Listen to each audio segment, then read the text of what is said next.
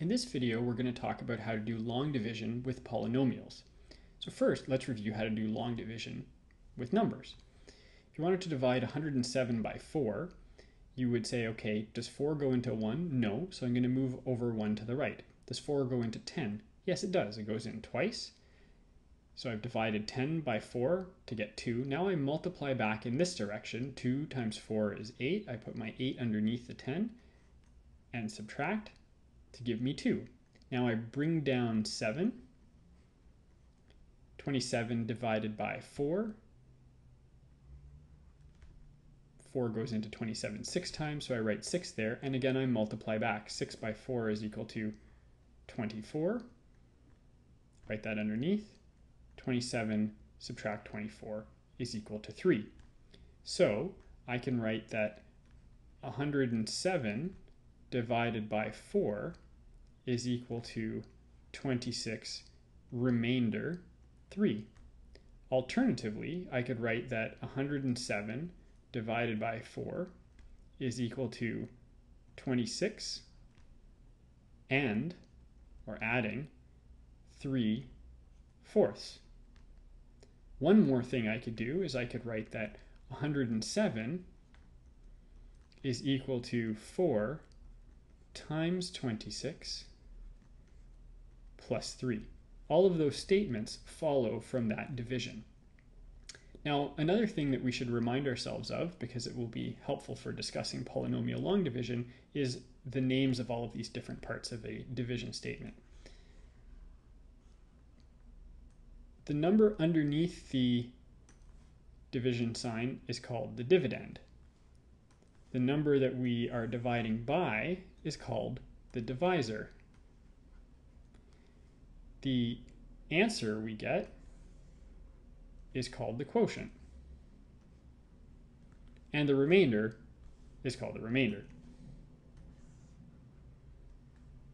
Now, we can use the same process to divide polynomials. So if you wanted to find the quotient, in other words, to divide this polynomial by this binomial, you could set it up in a similar way. Like this. This is our divisor, here's our dividend. To do the division, we need to make sure that we've written our polynomial in descending order of degree.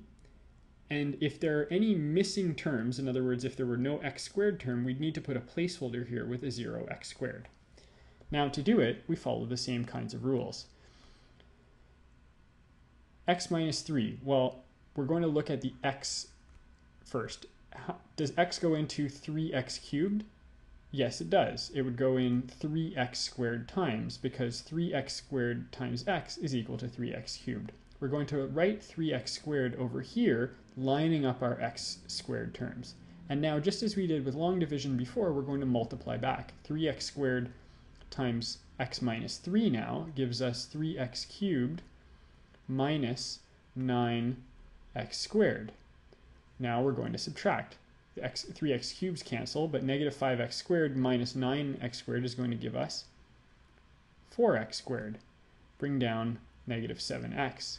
Now, 4x squared divided by x is going to give us positive 4x. Again, we multiply back by both of these terms in the binomial. 4x times x is 4x squared, and 4x times negative 3 is negative 12x. Negative 7x minus negative 12x is going to give us positive 5x. Careful your signs. Bring down the negative 1. Now 5x divided by x is going to give us positive 5. Now we multiply back. 5 times x is 5x. And 5 times negative 3 is negative 15. So 1 minus negative 15 is 14.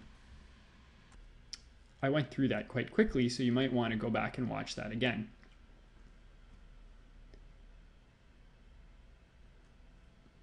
Remember that if we're missing, first of all, we need to put things in the correct order. They need to be in descending order of power or of degree. And if we're missing one, in this case we're missing an x squared term, we'd need to substitute in a 0x squared term as a placeholder. And that's polynomial long division.